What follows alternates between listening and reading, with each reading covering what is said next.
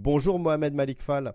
Bonjour. Une semaine après la rupture du barrage d'Allo, est-ce que la situation humanitaire est aujourd'hui stabilisée? On ne peut pas encore parler de stabilisation. J'étais à Maïdougouri avant-hier et j'ai pu voir que non seulement le nombre de personnes affectées est en train d'augmenter, on parle de 400 000, mais le nombre de personnes déplacées aussi est en train d'augmenter. On a dépassé les 100 000 déplacés. Les conditions sont horribles, une forte congestion, quelquefois des conditions d'assainissement et d'hygiène qui sont extrêmement limitées, le manque de nourriture, des enfants qui sont malades. N'oublions pas que tout ça se passe sur un terrain qui était déjà très fragile.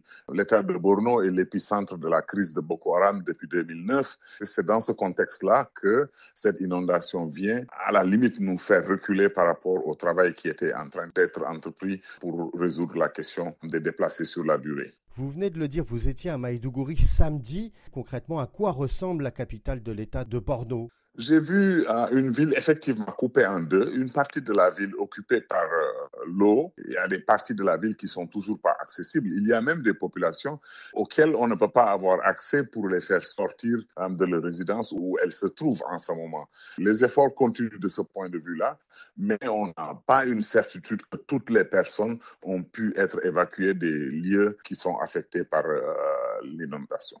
6 jours après, il y a encore de l'eau dans la ville. Il y a encore beaucoup d'eau dans la ville et je crois que ce taux-là va rester encore longtemps. Cette catastrophe survient aussi en pleine crise alimentaire, notamment en pleine période de soudure. Non seulement c'est une période de soudure, mais c'est aussi dans un contexte où, à cause des réformes économiques entreprises par la nouvelle administration, on a observé et on observe depuis plusieurs mois une inflation galopante, surtout une inflation sur les denrées alimentaires. On parle même de 40% d'inflation sur une année, en plus du fait maintenant qu'on est dans la période de soudure.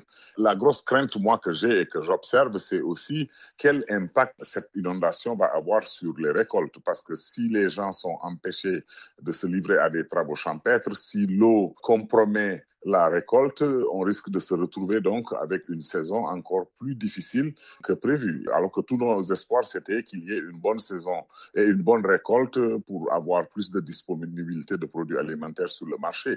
Vous lancez déjà un appel à la vigilance et justement à anticiper les mois à venir. Je dois avouer qu'en ce moment, les inondations affectent énormément d'États dans le nord est et nord-ouest du Nigeria, dont la principale activité est l'agriculture.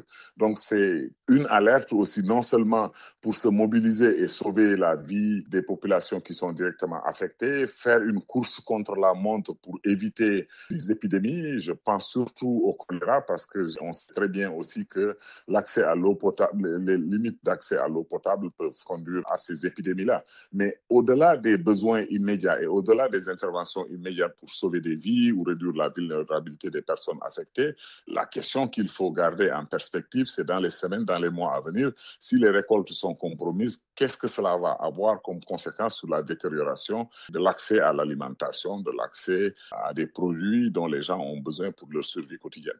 On entend une réelle inquiétude. Je suis très inquiet, effectivement, parce que c'est une crise qui vient se superposer à d'autres crises. Et donc, dans ces conditions-là, avoir une détérioration comme on est en train de le voir peuvent avoir des conséquences beaucoup plus graves qu'on ne le perçoit aujourd'hui. Derna en Libye il y a un an, Arbat au Soudan fin août, le barrage de Maïdougouri la semaine passée, les catastrophes sur les barrages se multiplient. Comment prévenir ces accidents majeurs?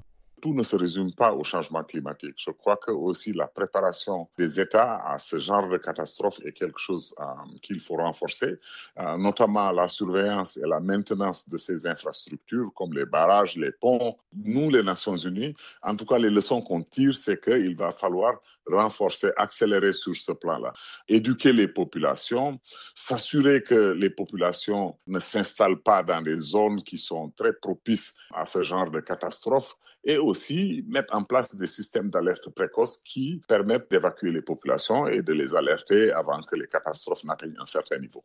Merci Mohamed Malik Fall. Merci.